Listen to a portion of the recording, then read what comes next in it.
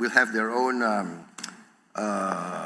mini supermarket, their own village drugstore, village clinic, etc., etc., etc.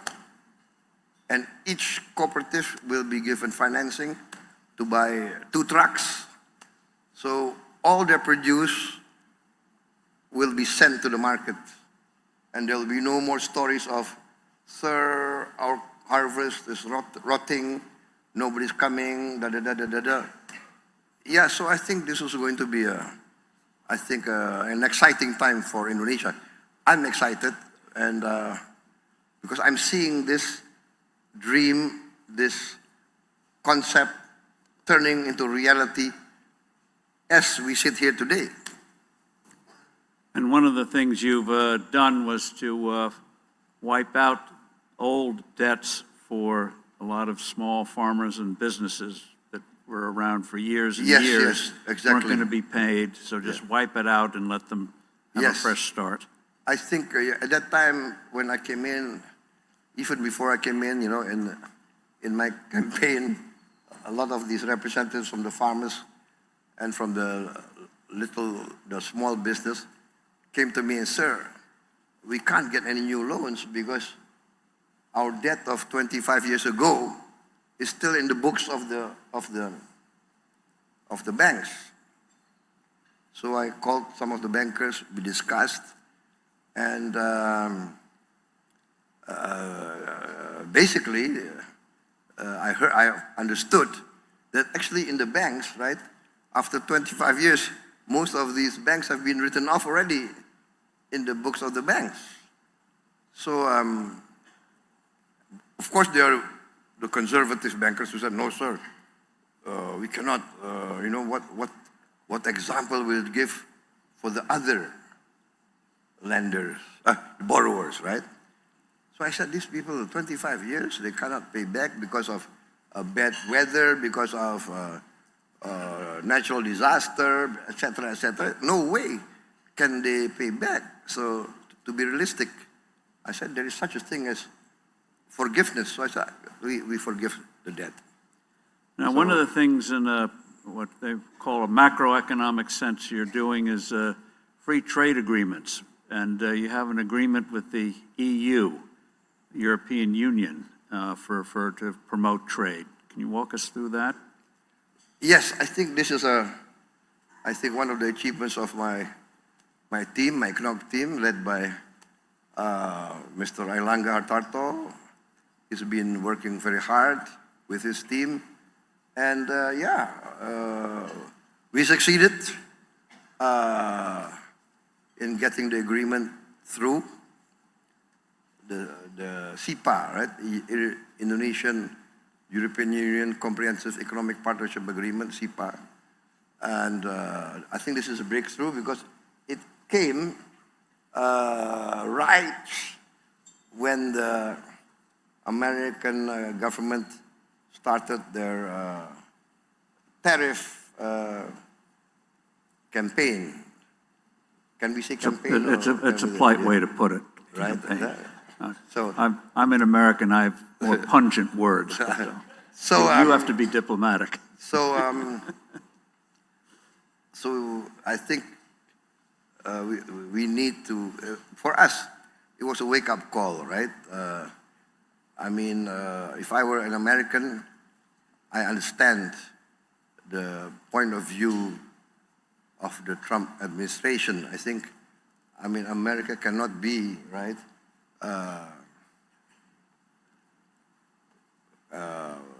The whole world considers America to be a nice market, and then on the other way around, they don't also open their market to American goods. So there will always be, it's the duty of every leader to try to protect their people. But, if you go in a tariff war, where will it stop, right? But for us, it's a wake-up call. So I said, now I tell my guys, my team, and I will talk to the business people. We must be more efficient. We must be more daring. we must be more, no, not always rely on an easy market. Oh, United States, United States. I think this is opening up, but yes, and then that's why now we have a CEPA with the EU. We also, I witnessed the signing of CEPA with Canada, and I think we are more and more trying to get these type of agreements with most markets, also with Latin America, yeah,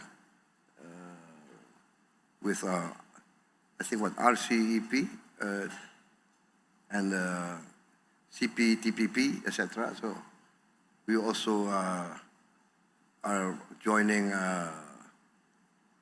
OECD. We requested to join. We've joined BRICS. So we believe that we should, be in all the markets that we can. But basically, more important is actually the Indonesian market. We are nearly 300 million people. So we must actually boost our capacity, our buying power. That's why I want to really empower the poor of Indonesia. That will create domestic consumption. When you campaigned, you gave your desire to increase the growth rate from 5% a year to 8% a year. What other steps are you taking? What industries do you see coming in the future to Indonesia? And what would you say to Americans and others about why they should invest in Indonesia today so you can get that 8% growth rate? I think 8% is very achievable. It's very achievable. As I mentioned to you, for instance, even with this free meal program, we are creating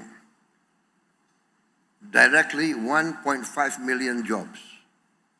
Directly. And there's 30,000 kitchens times 50 people working in the kitchen. 2 or 3 shifts, so 50 people times 30,000, that's 1.5 million.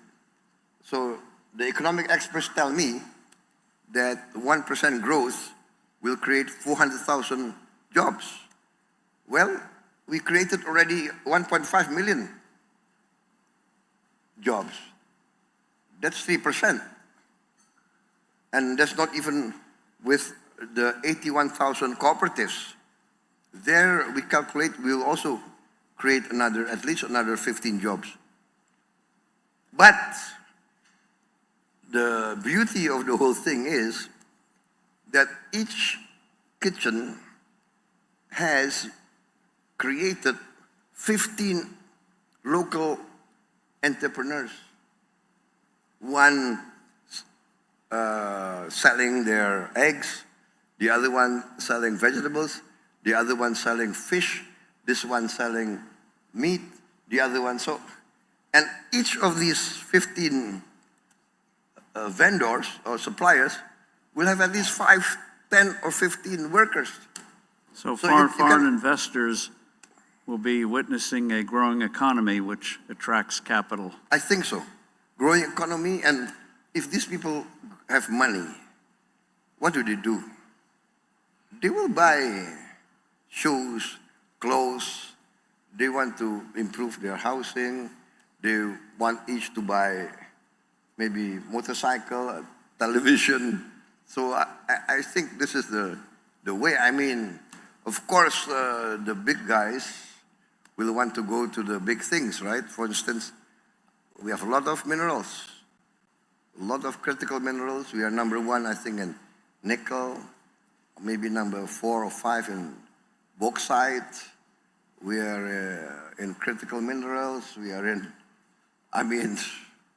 so I think there's a lot of space for new investment. We need more exploration for oil and gas. We need more drilling. We find out that we have, I think, 30,000, 40,000 old wells that with new technology we can increase our yield. So I think there's a lot of room for investment, and I think Indonesia must be something that will attract a lot of interest to come in, because I think not many economies, I think, in the present world enjoy.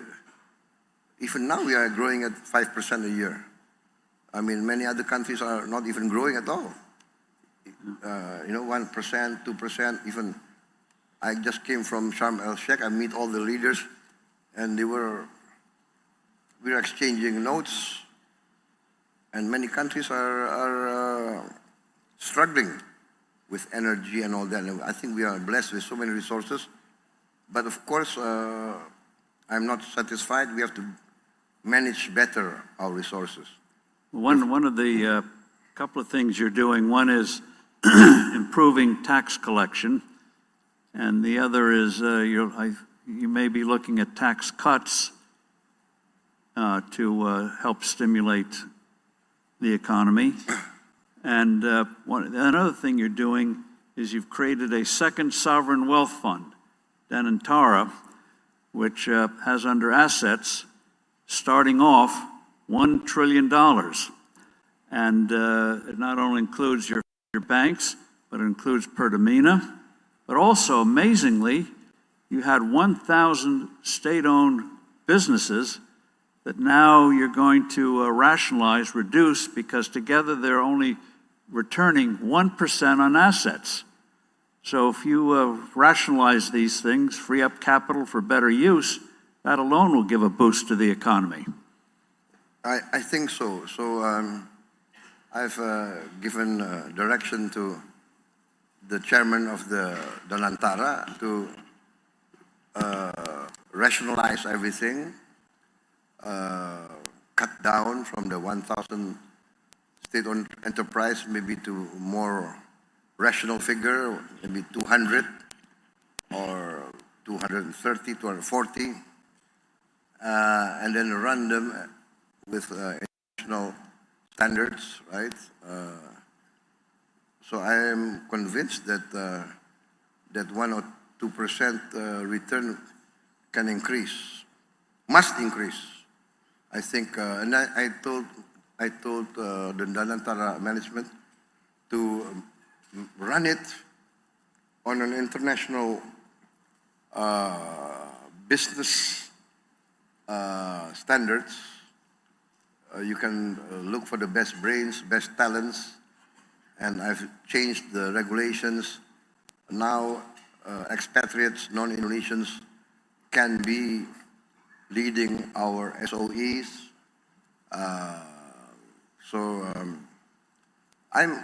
I'm very excited, but because sometimes I don't know. There is some sort of disconnect sometimes between the economic players and the political players, the political leaders. Many political leaders, I think, do not want to do their homework. Many political leaders maybe are afraid of figures or afraid of business. So I think it now behooves all the younger leaders of Indonesia who want to be political leaders. You must understand business and economics. I think I heard somewhere, was it under Clinton's campaign somewhere, that he put in his campaign room, what? It's the economy, stupid. It's the economy, stupid. I don't know how to translate it into Indonesian, yeah? But it's the economy, stupid. If you don't understand the economy, you can be fooled by the economists, right? So you must never be intimidated by the so-called experts. I'm talking to my younger guys, right? So one of the things you've been very open about is battling corruption. You, when you were defense minister, you made it a point that any relative, if the name was on, came in for a contract, they would not get the contract. Relate the story first of a company that came in that made you an offer. They thought you couldn't refuse, but you did. And then walk us through quickly the things you are doing now to combat corruption, not just prosecutions, but making sure you have the personnel properly salaried so there's no excuse for payoffs. But first, relate the story about what happened to a particular defense company or a potential provider to get a contract. It was rather brazen. Yeah. I mean, corruption is very difficult. Corruption, in my opinion, is a disease. Once it reaches stadium 4, like cancer, it's very difficult. But corruption, in my reading of history, corruption will destroy countries, nations, and regimes. So, I am determined to try to cut down corruption, and then sometimes the only thing is you must give the example, right? So yes, when I became Minister of Defense, the first night I became Minister of Defense, I remember I called in all my relatives, my nephews. I don't know if my brother was in the room, but I said, listen, I'm the Minister of Defense. Yeah, you guys cannot go into a Minister of Defense for any defense contract, right? Understand that. So that's what I try to do. But of course, after 2-3 months, you know, business people are very creative, right? Especially Indonesian business people. So they will find ways and means. And then one day I found one of my nephew coming to me, right, with a project. I said, oh, come on. You've never been in defense. You don't understand defense, okay? So no, you look for other business. So one time, we had a defense project conference in the Ministry of Defense. So my head of logistics reported to me, sir, we have these 250 projects. And let me report to you, project number 1, whatever, 3 companies in the short list. Company A, Company B, Company 3. Oh, by the way, sir, I would like to report in Company C, there's one of your nephews. Write him off. Go down the list. Oh, by the way, sir, in this project, your other nephews. Write him off. I wrote off all my family. And so in the comment, maybe I reported the names. And then they might have passed. So I had difficulty meeting my nephews for 3 or 4 months after that. But yeah, you have to give example. It's not easy, but you have to do it. And then now, the problem with Indonesia, I think, is this. If we can get this done well, I think very fast we will be the surprise of the world. For instance, I came into 2 islands of Indonesia, Bangka and Belitung, and we got a report there were 1,000 illegal tin mines. 1,000 on these 2 islands. And we were losing maybe 80% of our total tin production to these illegal miners and through smuggling. And I said this has to stop. I made a military training program with naval ships, airplanes, helicopters, drones, and we just blocked these 2 islands. No vessel can come in and out without us knowing what's inside, and basically we stopped the smuggling. One sampan tried to go out. We found out they had tin on the sampans. Can you imagine? So, and then we confiscated several cases of tin ingots, rare earth, etc., etc. We calculated that we saved our country about a couple of $1 billion. So next year, the increase of tin production, we hope, will come back to its original position, and we should be earning maybe at least 3 or 4 times what we were earning last year. So this is just one example of what we recovered. We also, of course, I took over from the previous government, handed me over the problem of about, I was reported come to us, sir, out of the millions of hectares of palm oil, about 5,000 are in violation of the law. What? Yes. Oh, no, so not 5,000, 5 million. 5 million hectares are in violation of the law. So I said, I am sworn in to uphold the law. So I told my Attorney General, my state auditing board, carry out investigations. What you find out, if there's a case, terminate their concessions. And that's what we did. I think by as of this month, we have recovered about 3.7 million hectares of plantations that violated the law. One plantation, 2 plantations, one was 50,000, the other 50,000, violated the law. There was a Supreme Court decision to confiscate those 2 estates, those plantations. 18 years ago, Supreme Court of Indonesia decision, not carried out for 18 years. The Attorney General came to me and said, what, Supreme Court? Inkrah, so no more ways to appeal.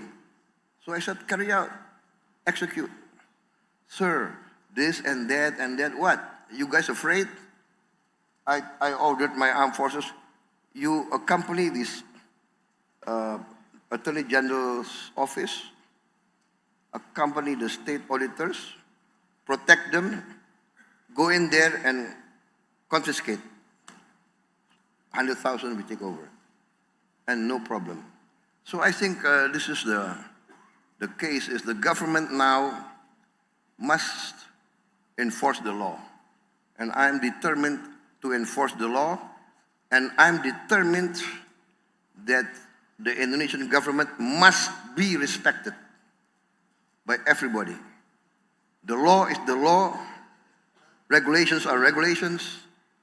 Those who violate the law will have to deal with the law. So that's as simple as that. But what I mean is, we are recovering a lot of assets, Well, by this, efficiency. Taking, whether it's on the village level, enforcing the law, Yes. fighting corruption, dealing with the tax code. There have been a lot of protests, as you know, in your country and in other countries. People worried about the rise of the cost of living, inequality, but you seem to have embarked on a path where you're going to have a vibrant economy, but you're going to make sure, as the phrase goes, not only is no one going to be left behind, but they're going to be very much part of a moving forward, whether it's in a village or in Jakarta. And before we let you go, though, one other thing, since we have you here, we won't let you answer the question. You were recently in Egypt, invited by President Trump to witness the historic agreement. Can you share with us before you go observations about what you saw and what you think may be unfolding, which also underscores Indonesia's traditional foreign policy of trying to stay out of the elephants who get in fights with each other, the great powers, that you focus on growth rather than international disputes. But give us some quick observations about what you saw in Egypt. By the way, the president went to Egypt midnight on Sunday night, and what was it? A few hours later, you came back. Amazing. Give us some observations about what you saw. Yes, it was very interesting. I think there was a sense that we are at a historic opportunity. A lot must be done. There's still a long way. Anything can happen. But we all feel that this time there's hope. So in New York, during the United Nations General Assembly, President Trump called about 8 of us, 8, let us say, leading Muslim countries. Indonesia considered Muslim majority, so we were invited. And he gave us his plan. We looked at the plan, we discussed it. It gave us hope. And then some of the other Arab leaders said, sir, we can live with the plan, we like it, it gives us hope. But what about Israel, right? And so he said, well, basically what he says is, I will convince the Israelis. And apparently he managed to do that. We have now a ceasefire.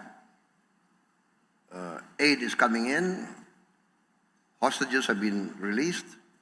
Some still, I think some dead bodies have to be recovered. So, yes, there is, I would say, still hope that we can get this through. And Indonesia is still willing to be part of that. If they need peacekeeping troops, we said we are willing to provide peacekeeping troops. And so I'm optimistic. I hope that this can go through. Well, in your speech in the UN, you gave a very courageous speech about if Israel would recognize Palestine, countries should recognize Israel, even if they're Muslim. And criticized you for that, but that exemplifies, though, the kind of firm leadership, forward leadership that the world needs.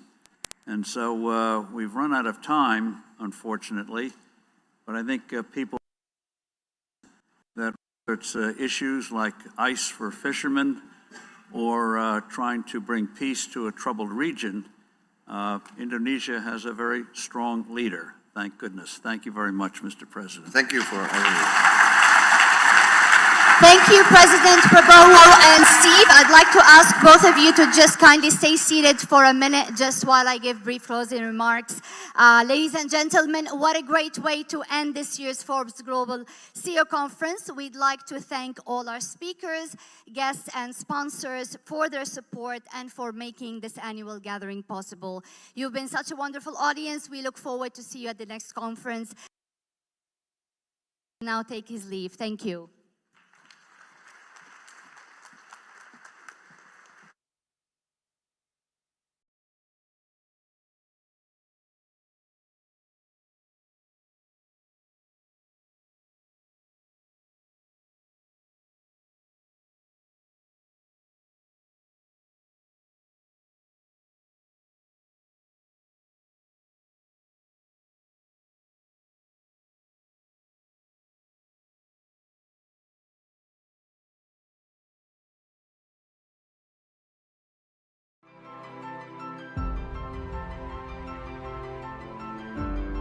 Karunia yang diberikan oleh Yang Maha Kuasa kepada kita, sungguh sangat besar dan sungguh sangat beragam.